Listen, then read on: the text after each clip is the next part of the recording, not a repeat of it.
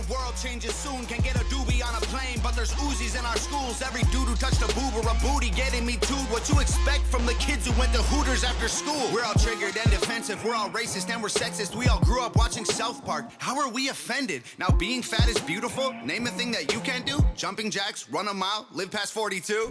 Welcome to the Red Pill Sports Entertainment Show. I am your host, Albert Apache, and as usual, brought to you by Open Source, Self-Defense, Fitness, and Grappling. Hey guys, what is up? I hope you all are having a great day. First of all, let me apologize. I know it's been a while since I've posted a video. Literally having hardware issues, missing hardware, hardware not working, hardware breaking, on and on and on. But the reality is the show goes on. So thank you for tuning back in. Today we're going to take a look at Submission Underground, Kyle Boehm, Pedro Moreno. I believe, if I understand the rule set and how it was set up, the winner here was going to move on to face Mason Fowler. So it was a pretty fun tournament to watch, and we're going to basically look at the overtime and what transpired in the overtime of the final match. All that being said, guys, remember, please like, subscribe, comment down below whether you agree or you disagree, and it really helps out a ton if you share the video. Guys, I really appreciate all the views on the Junie versus Mikey Musa Messi video. I appreciate it. Keep that shit up. And without further ado, let's go ahead and start getting into the breakdown and look at the overtime for Submission Underground.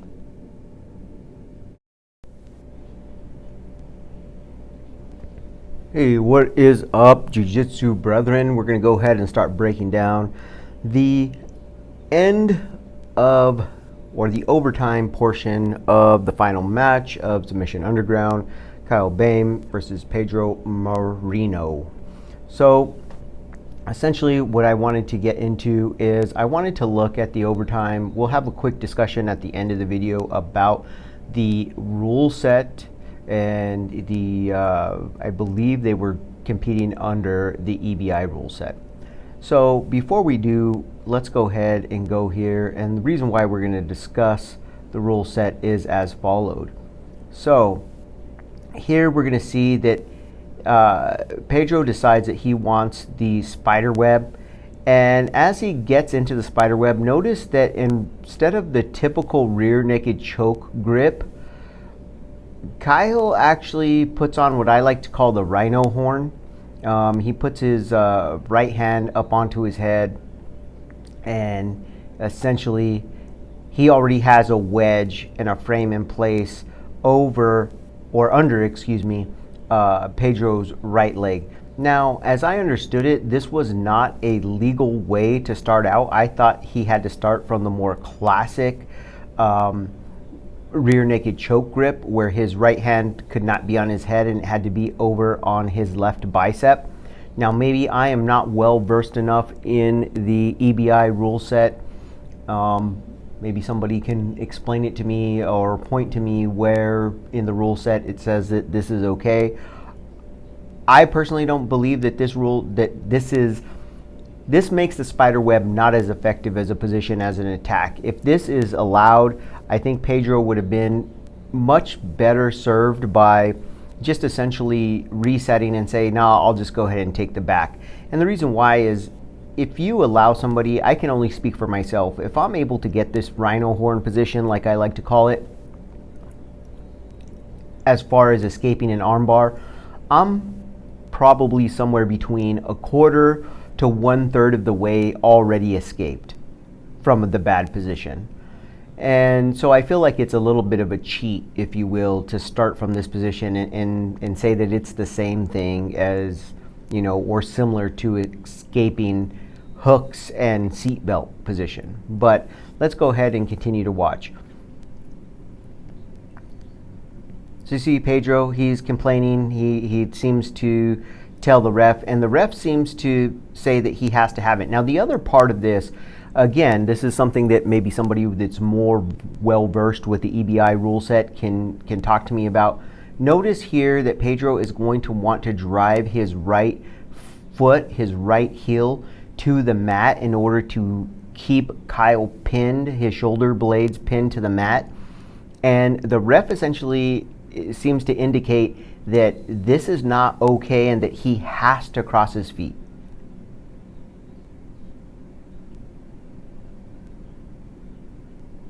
See, right here.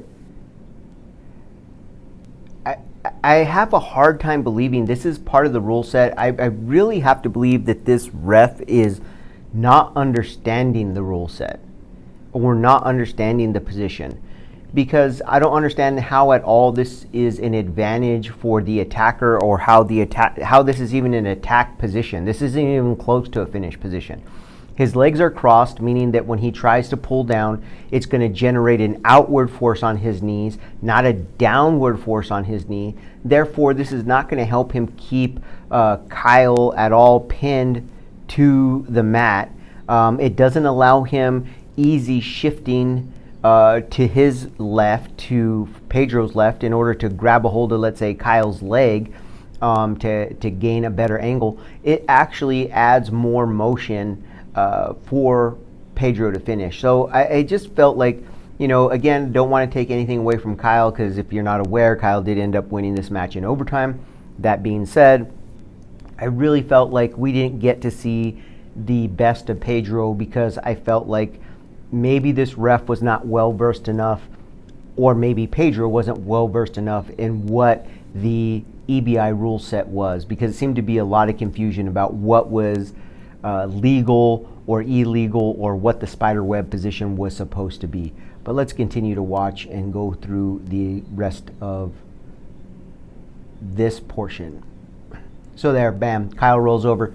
Immediately already has the rhino horn in. You notice here, look, he's going to start to inch out. Once he's able to cup this hand against the hamstring of Pedro, it's just a matter of time. As long as he's patient here, he's in really no danger of getting armbarred. And he basically just has to be very methodical in his movement, which he is, until he creates enough space to generate the force to yank it out.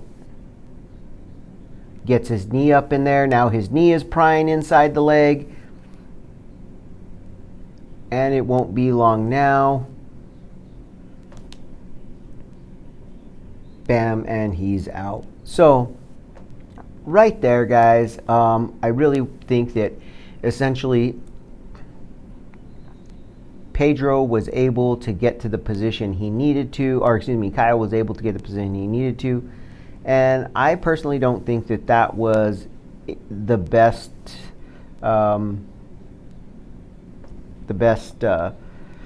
show of what Pedro can do.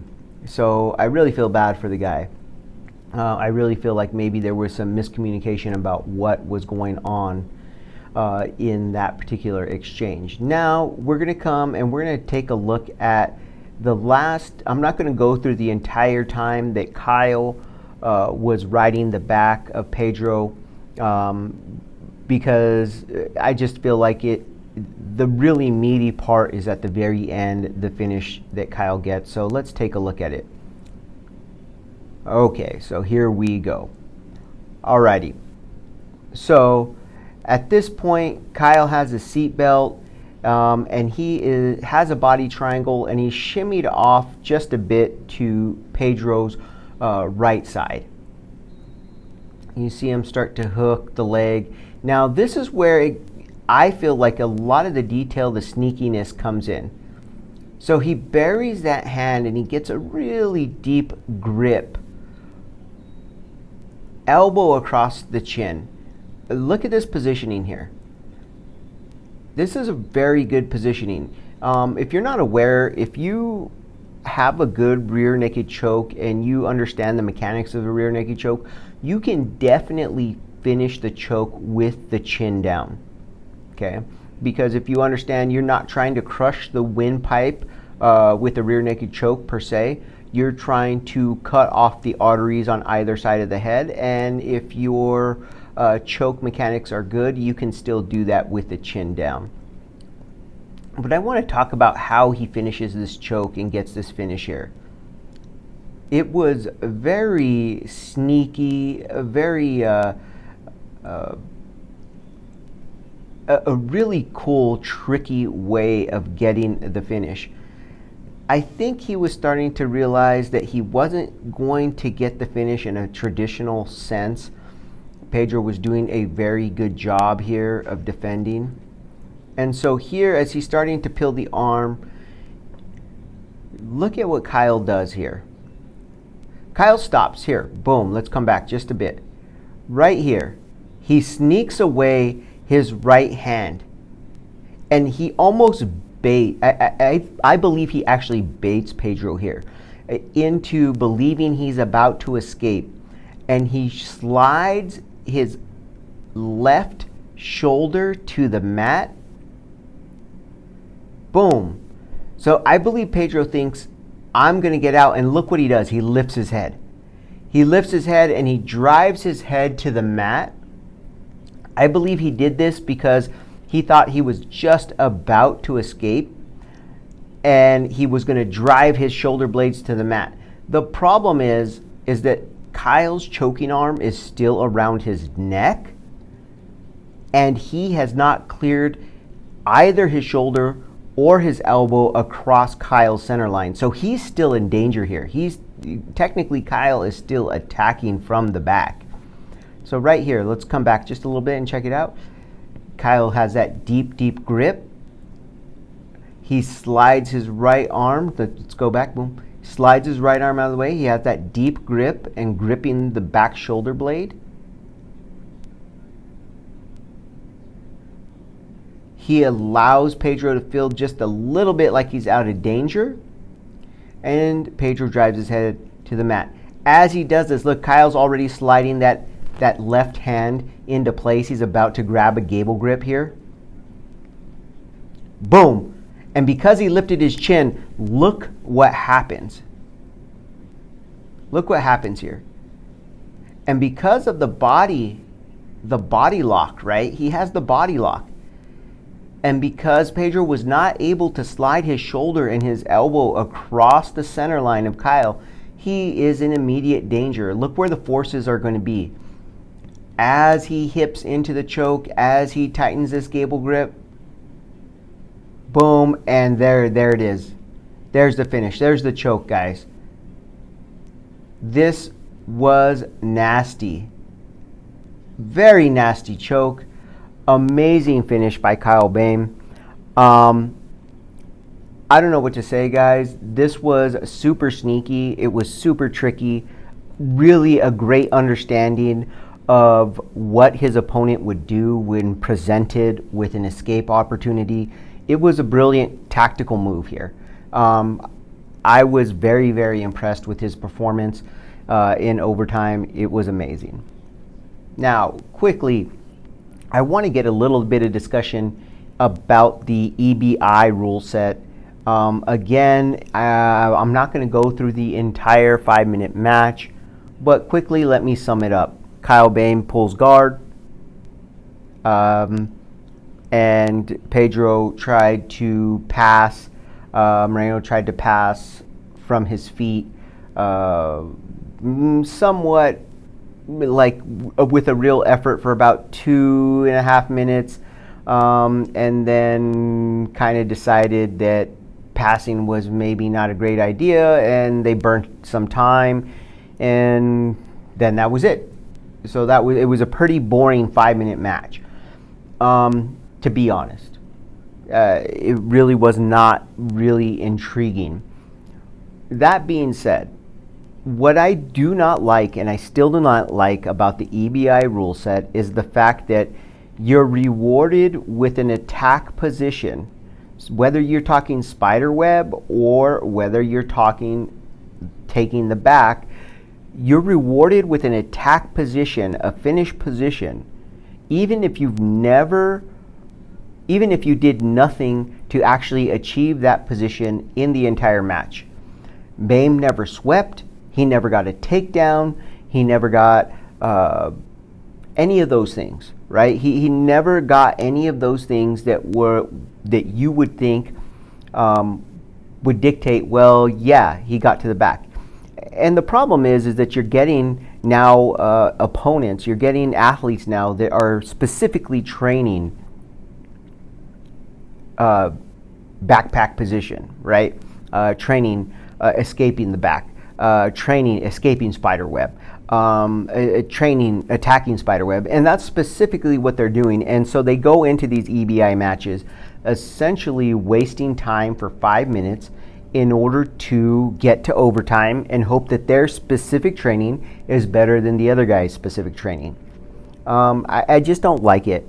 I really feel like the EBI rule set needs to be looked at, it needs to be changed, and it needs to be updated. I think before everybody was well versed in the rule set, when it first came out, I think that it gave us some really great matches. But just like anything, I think that it can be refined. They say, a lot of people say, you know, EBI, people who are fans of EBI and fans of no-gi say that one of the reasons why they're a fan of no-gi is that they want to make it viewer friendly, that we want to build the sport, that we want to have more eyes on the sport. Well, I think 5-minute matches of nothing happening, one guy pulling guard or both guys pulling guard, and neither one of them getting a sweep, neither one of them getting a takedown, neither one of them ever threatening a submission, and then being rewarded with the back or the spider web is a way to drive viewership away. I don't think it's going to bring viewership. I personally like the 80cc rule set. I think there are some things they can still do to even make that better as well. That being said, I really do feel like EBI rule set, if you want to continue down that road, I think there's some changes that you could make to make it a little more interesting. One of those things I would say is you cannot have a position that you did not achieve during the actual match. So if you want the back, you have to at least achieve getting to the back in order to have that position, or you at least have to have gotten a sweep or a takedown in order to go into overtime. If neither guy has swept, gotten a takedown, or passed the guard, then really why are we even going to overtime? It just seems silly. But that's just my opinion, guys. Like I always say, like, subscribe, comment down below whether you agree or disagree, guys. And again, I just want to apologize for the length of time between videos. I was having issues with hardware. It was not a software or a time issue. So thank you very much for tuning back in.